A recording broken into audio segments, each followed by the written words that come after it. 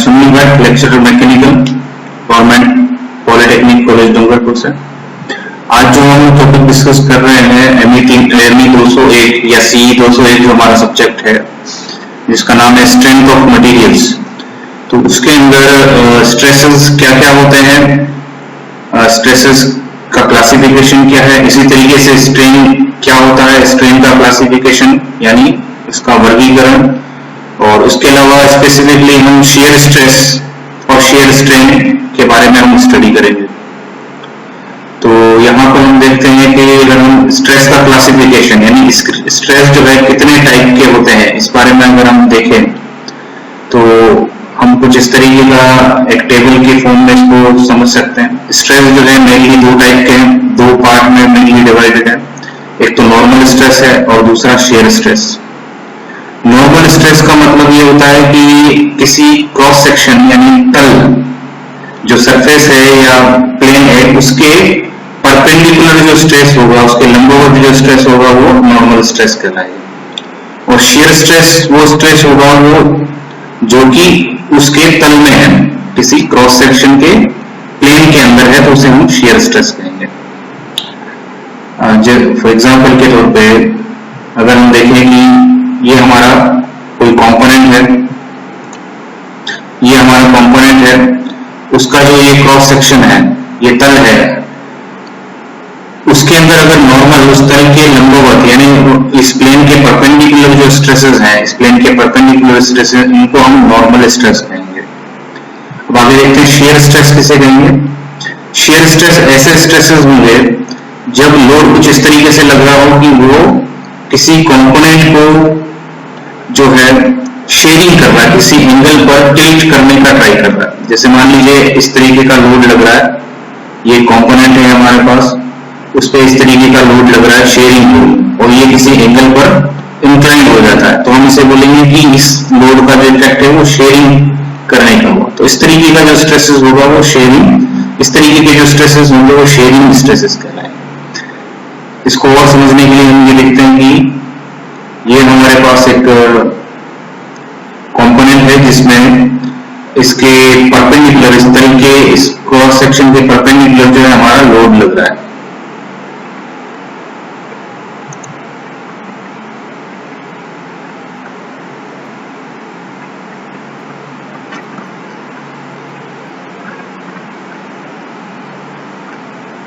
इस cross section के perpendicular हमारा जो है लोड लग रहा है।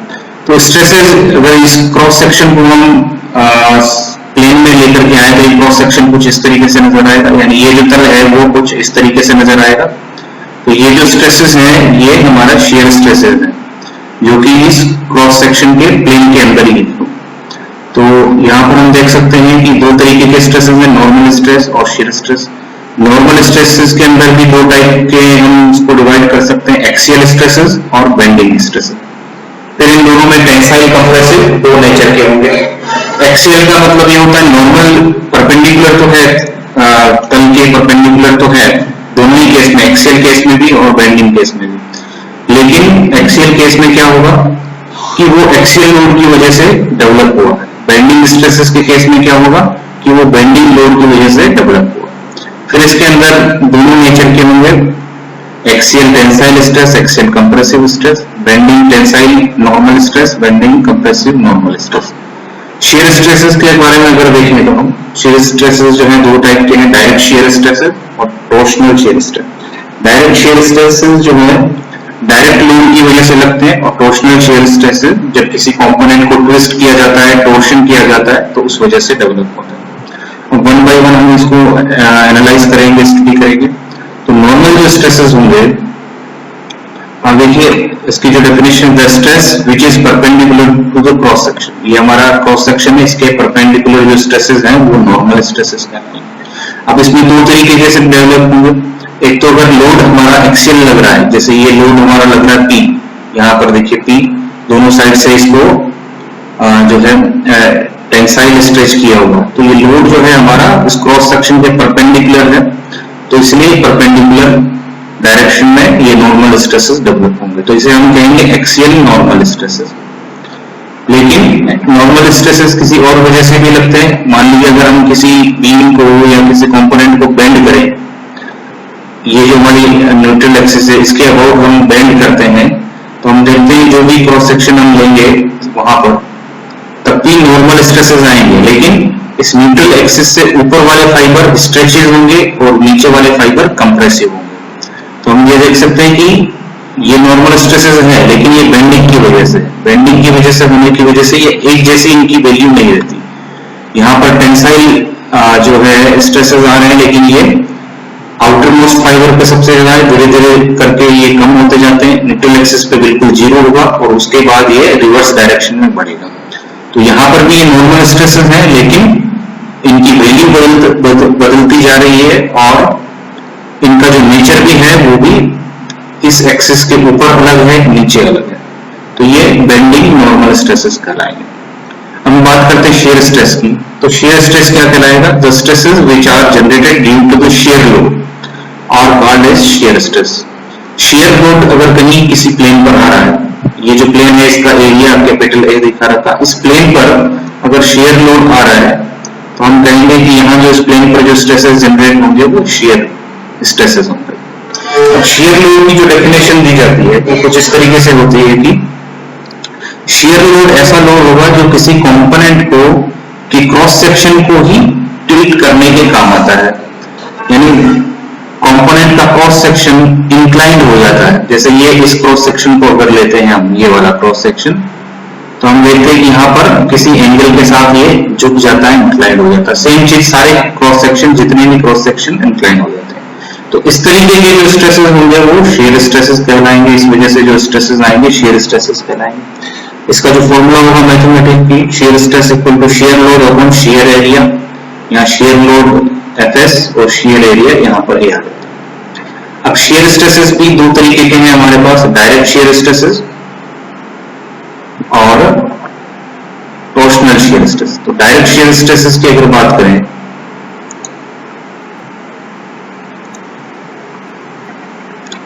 डायरेक्ट शेयर स्ट्रेसेस की अगर बात करें हम, तो कुछ इस तरीके से जनरेट होगा। ये डायरेक्ट शेयर लोड है, यानी ऐसा लोड जो क्रॉस सेक्शन के परपेंडिकुलर आ रहा है उसी के तल में, तो उस वजह से ये इस तरीके के स्ट्रेसेस जनरेट होंगे।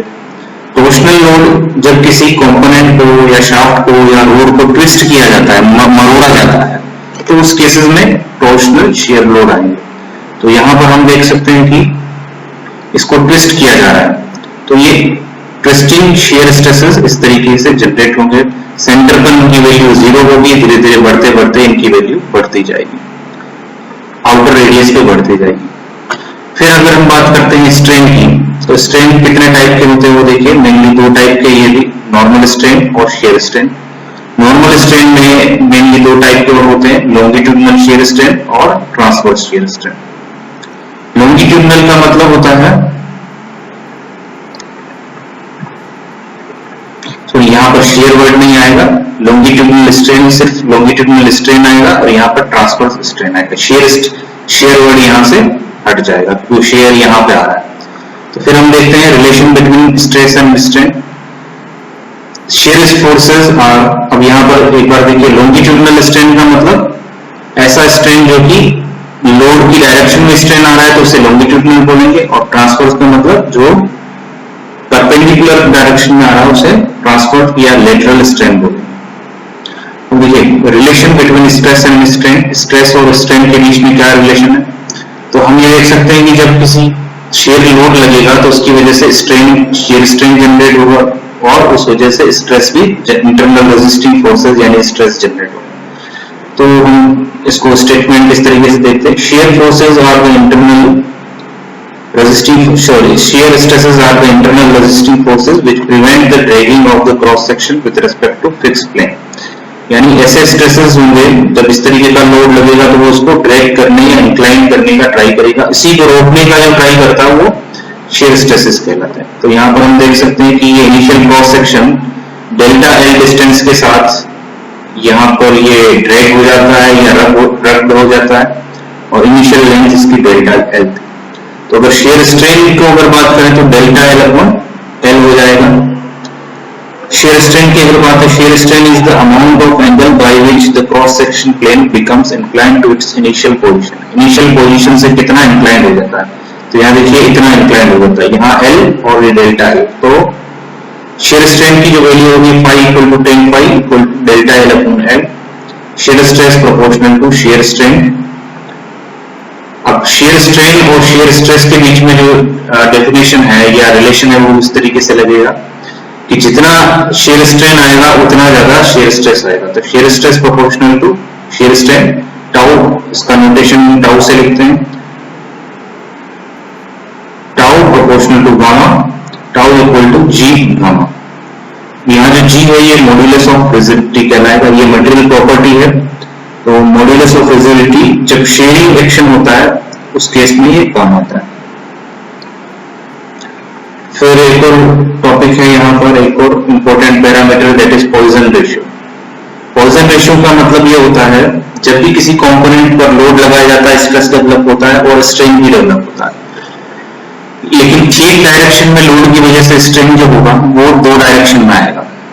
यहाँ पर देखिए एक डायरेक्शन में हमारे पास ये लोड है F, ये एक्सियल डायरेक्शन में, लेकिन इसका असर दो तरीके से पड़ रहा है। एक तो इसी डायरेक्शन में लंबाई में चेंज आ रहा है, लेंथ बढ़ रही है L से लेकर के डेल्टा L, L से बढ़कर के L प्लस डेल्टा L हो रहा है, लेकिन एट द सेम टाइम क्योंकि लंबाई बढ़ रही है तो डायमीटर कम हो जाएगा, डायमीटर D से लेकर के D माइनस डेल्टा D हो रहा है।